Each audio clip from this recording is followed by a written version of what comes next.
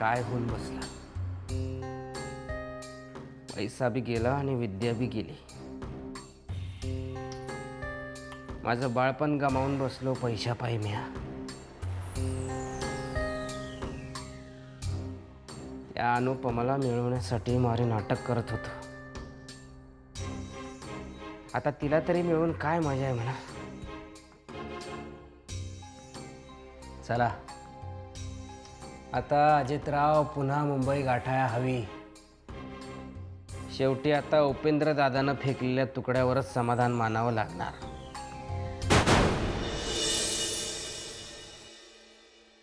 आजकाल दुपारचं जेवण झालं की लय सुस्ती येते. असं वाटतं कामावरच जाऊ नये. मग आता आराम करा की जरा. हा, आराम करा. आणि काम कोण करणार? आबा तुम्ही ना आता खरं तर आरामच करा. अहो हे आहेत ना, हे बघतील की सगळं. तसं नाही, हातपाय चालतंय तवर आपण काम करायचं म्हणलेलंच आहे. आराम हराम है. अगदी खरं आहे बघ. लहानपणापासून कष्टाची सवय आहे त्यासनी. घरात बसून राहिले ना तो आजारी पडतील ते. तुला वाटलं असेल ना ही कौतुक करते माझं म्हणून. तसं नाही, मी घरात राहिलो की बुनबुन करते असं तिला वाटतं, म्हणून कष्ट करताय ना जावा बाहेर. मग काय खरंच आहे ते. डोसक्याला कटकट करत बसणार घरात बसले की. त्याच्यापेक्षा आम्ही बायका बायका बरे आहोत. बायका बायका थांबा मी बघते. हॅलो. नमस्कार, मी अण्णा गायकवाड बोलतोय. नमस्कार अण्णा, कविता बोलतेय. हा कविता बेटा बोल, कशी आहेस तू? मी मजेत. अण्णा तुमची तब्येत कशी आहे आता? नाही बरी आहे, आता तब्येत बरी आहे माझी. दौलतराव आहेत का? आहेत ना. एक मिनिट हा, बोलवते. हा. आबा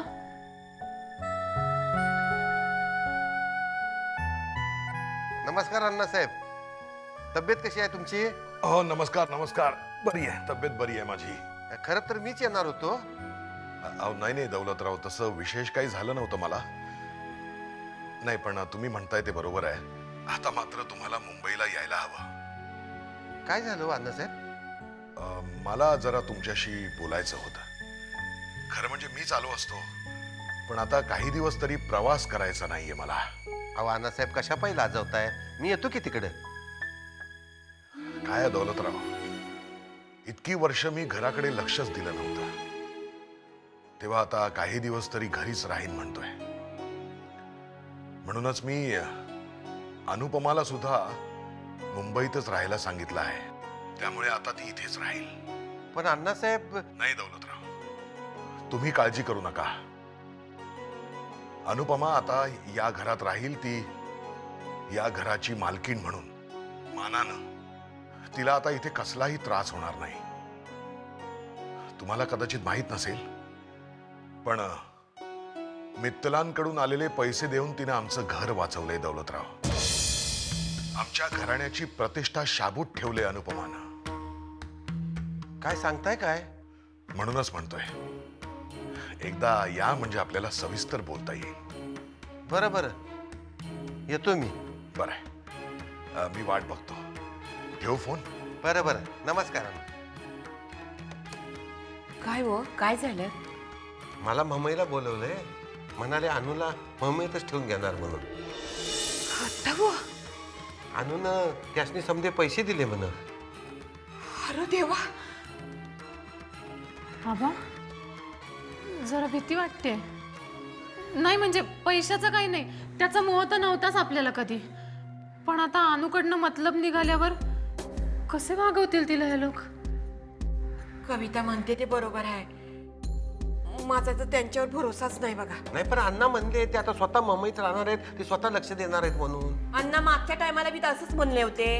काय झालं? आबा प्रत्यक्ष जाऊनच या ना एकदा. असं म्हणताय? तसंच करतो मीच जाऊन येतो.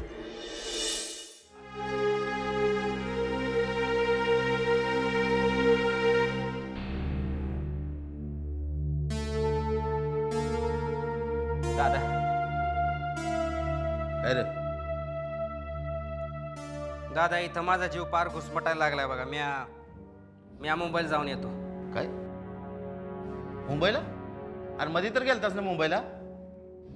हा, तिथनं पुन्हा महागारी गावाकडे आलायच. आता पुन्हा कशाला मुंबईला चाललायच? इथंच राहून काहीतरी काम धंदा कर. काम धंदा करायला पैसा लागतात दादा. आहेत का आपल्यापाशी ते? हा, बायका नाही ना व नोकरी करावी. नोकरी? होय. अहो सरदाराचं घराणं आहे आपलं. 500 रुपयासाठी नोकरी करू आहे म्या? आला मोठा सरदार घराण्याचा दिवटा. अरे तसं असतं तर मग हिऱ्यांसारखं सैन्यात का भरती झाला नाहीच? हा, तू इथंच बस रिकाम्या भीतीला तोंडे लावीत. दादा, अहो पैसा मिळवण्यासाठी कमी कष्ट केले का आपण? हा, पर आपलं नशीबच वाईट आहे. त्याला काय करणार आहे आपण? उपेंद्र दादाचा फोन होता. त्यांनी सांगितलं येऊन जा मुंबईला म्हणून म्हणलं जाऊन येतो. जावा, काय तुकडा टाकतोय का बघा, नाहीतर तीच सवय लागली आहे तुम्हाला. आता बोललं तर राग येईल तुम्हासनी, पण लहानपणापासून जे बघत आलोय ना तेच करतोय आम्ही. अजित, दादा, अहो तुम्ही कशा पायी चिडतायसा? हा? त्यानं जर पैसा दिला तर कशा पायी सोडायचा आपण? हे बघा अजित, आधीच माझं डोकं ठिकाण्यावर नाही. ती इद्या गेल्यापासून माझा जीव सुधी खाऱ्यावर नाही आहे. काही समजा असं झालंय मला. त्या इद्याचं जाणं उगाच तुम्ही मनाला लावून घेतलंय बघा, बाकी काय नाही. अरे बाबा, पोटूशी पोरगी होती ती या घरातली. तिचा तळतळाट लागल्याशिवाय राहणार नाही घराला. असल्या गोष्टीवर विश्वास ठेवता वय दादा तुम्ही? हा, असं वय तुला बी दिसती ना रे ती? हा, दिसती का नाही? तवा का थरथर कापतो यास? दादा, मला तर वाटतंय अजित तूच तिला काहीतरी केलं असणार आहेस. अहो होय, म्हणूनच तिचा आत्मा भटकतो या वाड्यात अजून. दादा जाऊ द्या ना तो विषय. कशा पायी बोलतायसा परत परत? हे बघा, मी मुंबईला जाऊन येतो. पण मुंबईला जाऊन आल्यावर त्या अनुपमाचं काहीतरी करायला पाहिजे. नाही, गायकवाडांना तिनं पैसे दिलं म्हटल्यावर तिच्यातला इंटरेस्ट संपला होता माझा. पण नाही दादा, तिच्या पायात लक्ष्मी आहे. ती ज्या ज्या घरात जाते ना, त्या त्या घरात पैसा येतोय बघा. त्या अनुपमाला काय बी करून आपल्या घरात आणायलाच पाहिजे. काय बोलतोयस तू? हा, हे बघ अजित, तुला काय वाटेल तसं तू कर. नाही, तू लाज शरम तर सोडलेलीच आहे, आणि आम्ही सांगून तू थोडंच ऐकणार आहेस. तुझ्या मनाला येईल तसं कर.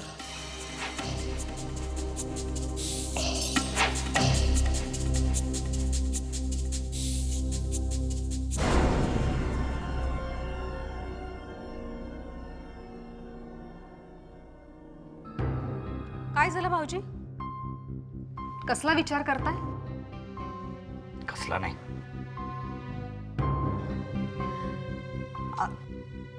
भाऊजी, अनुपमाने या घराला सावरलं. अण्णा सुद्धा म्हणत होते, अनु तू खरी या घरची मालकीण. हा, तुम्हाला आनंदच झाला असेल नाही? जखमेवर मीठ चोळताय का आमच्या? मग असा गप्प बसून चालणार नाही. अनुपमाला घराबाहेर हकलवलंच पाहिजे. मनात आमच्या पण तेच आहे, पण साला काढायचं कसं? सगळीकडे उदो उदो चाललाय तिचा. आता मामा पण तिच्या बाजूनी बोलायला लागली. असू दे भाऊजी, प्लीज तुम्ही हताश होऊ नका. तिला घराबाहेर काढण्यासाठी माझ्या डोक्यात एक मस्त प्लॅन आहे.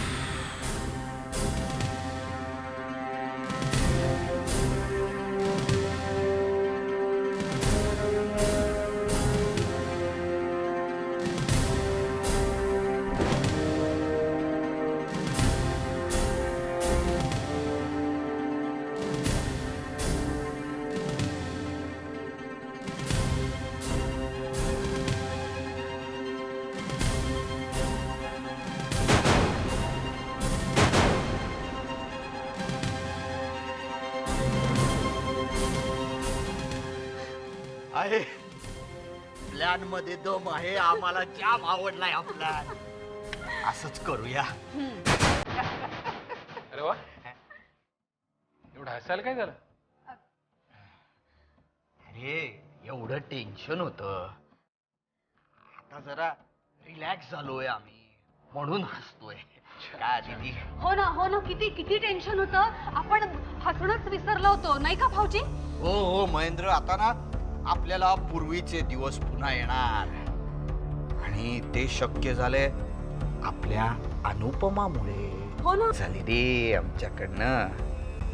तिला सारखं पाण्यात पाहिलं आम्ही, तिला वाटेल ते बोललो, घराच्या बाहेर काढलं, पण नाही, वेळ प्रसंगी देवासारखी धावून आली बाबा ती. हो ना.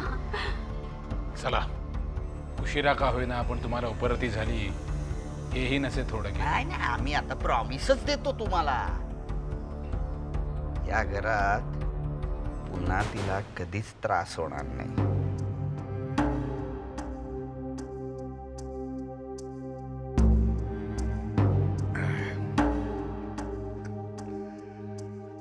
सौदामिनी, मला असं वाटतं की आता पुरे झाली ही औषध. म्हणजे अगं मला आता अगदी छान वाटतंय, कारण आतापर्यंत मला आपल्या घराची चिंता लागून राहिलेली होती, पण आता ती चिंता मिटली. त्यामुळे म्हणतो की कशाला हवी ती औषधं आता.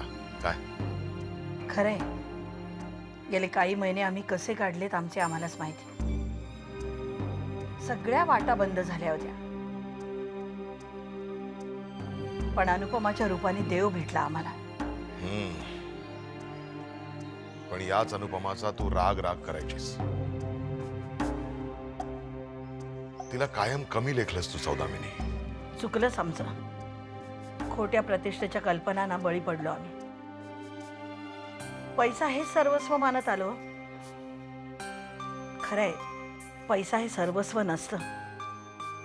चांगलं माणूस बनणं जास्त महत्वाचं. हे पटायचं नाही तेव्हा, पण आता मात्र आमचे डोळे उघडले. हरिओम हरिओम हरिओम. सौदामिनी, तुला स्वतःच्या चुकांची जाणीव झाली, हे आता सगळं काही आलं. पण आता माझी तुला एक विनंती आहे, यापुढे अनुपमाला या घरात अजिबात त्रास होता कामा नये. नाही होणार. खरंच यापुढे अनुपमाला कसलाही त्रास होणार नाही. नाही, तुझ्याबद्दल खात्री आहे मला, पण उपेंद्र आणि आदितीची मला धास्ती वाटते. नाही, यापुढे अनुपमाला त्यांच्याकडूनही कसलाही त्रास होणार नाही. आम्ही समज देऊ त्यांना. हरिओम हरिओम हरिओम. मी दौलतरावांना इथं फोन करून बोलून घेतलंय, कारण अनुनं इथं राहावं यासाठी त्यांनाही समजावावं लागेल. फार बरं केलं दौलतरावांना इथे बोलवलं ते. आम्ही त्यांच्याशी खूप वाईट वागलोय. आम्हाला त्यांची माफी मागायची. बास सौदामिनी, बास. आता यापुढे मला काहीही नको. अनुपमा मात्र सुखात राहिली पाहिजे एवढीच इच्छा. हरिओम हरिओम हरिओम. अनुपमानी दिलेल्या पैशामुळं आमची राजकीय प्रतिष्ठा अबाधित राहिली. हे घर वाचलं. आम्ही तुम्हाला वचन देतो, ज्या विश्वासानं तुम्ही अनुपमाला या घरात ठेवून घेतले, तो विश्वास आम्ही सार्थ करून दाखवू.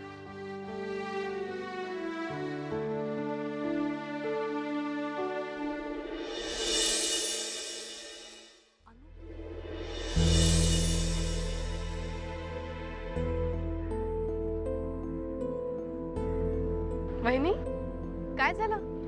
कसला विचार करता एवढा?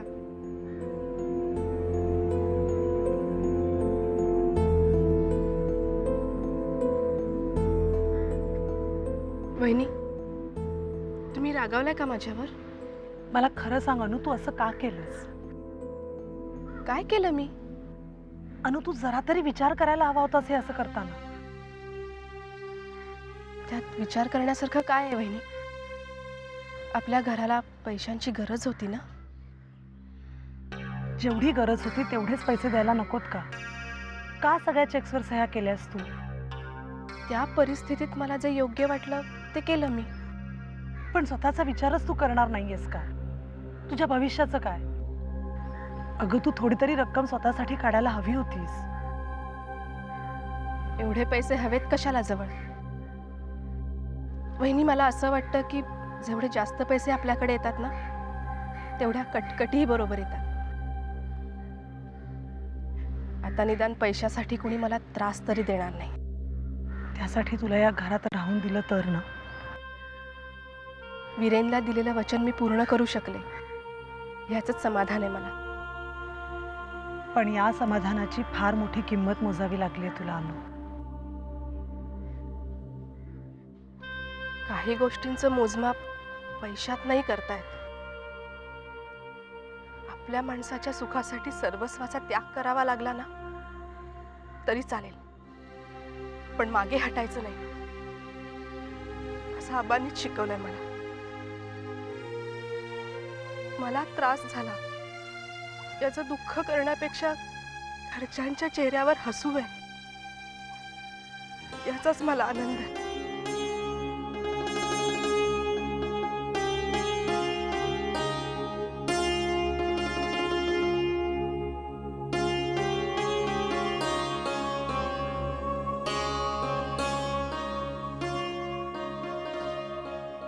अण्णा बरे झाले की मी इथून जाईन.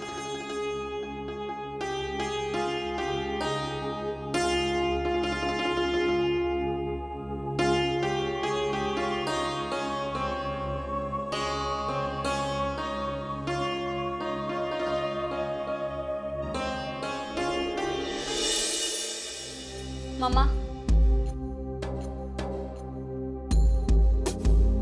कॉफी. गरज होती ग याची. कसं शांत शांत वाटतंय ना आता, टेन्शन फ्री. गेले काही दिवस खूप ताण सहन केला. दिवस रात्र सतत पैशाचेच विचार असायचे डोक्यात. रात्र रात्र झोप सुद्धा लागायची नाही. पण मम्मा आता ते सगळं संपलं. What a relief. आता आठवड्याभरात घराची बिझनेसची आर्थिक घडी पुन्हा बसवायला हवी. महेंद्रचं प्रोजेक्ट सुद्धा लवकर सुरू करायला हवं. हो ना, पण हे सगळं झालं अनुमुळे. अगदी खरं आहे. अनुपमाने जर पैसे दिले नसते तर काय झालं असतं कोणास ठाऊक. काय ग आदिती? अनुपमाने पैसे देऊ नयेत म्हणून प्रयत्न चालले होते ना तुझे? नाही नाही मम्मा, नाही, शपथ नाही. तुमचा काहीतरी गैरसमज होतोय. म्हणजे मी तिला मुद्दामच जाऊन त्या सगळ्या गोष्टी सांगितल्या, कारण मला माहित होतं तिला असं सांगितलं की लगेच तुम्हाला पैसे येऊन देणार. माहित होतं मला. I know this middle class people and their mentality. बरं, आता आपण अनुचं काय करायचं? म्हणजे काय म्हणायचं काय तुला? नाही म्हणजे आपलं आता सगळं व्यवस्थित झालंय की नाही, मग अनुबद्दल काय विचार केलाय तुम्ही? इथंच राहणार ती आपल्या बरोबर आयुष्यभर? का? काय प्रॉब्लेम आहे तुला? हो. आदिती, अनुपमा आपल्या बरोबरच राहणार आणि तिला कुणीही त्रास द्यायचा नाही. मम्मा, तुम्हाला असं वाटतं का की मी अनुला त्रास देईन? इनफॅक्ट मी हा विचार करते की ती बिचारी आयुष्यभर एकटी कशी काय राहील. हो, हा विचार तुझ्या डोक्यात कसा काय आला? मला सांगा, आपण अनुचा एकटेपणा कसा घालवू शकू? मी काय म्हणते मम्मा, आपण तिचं लग्न लावून देऊया.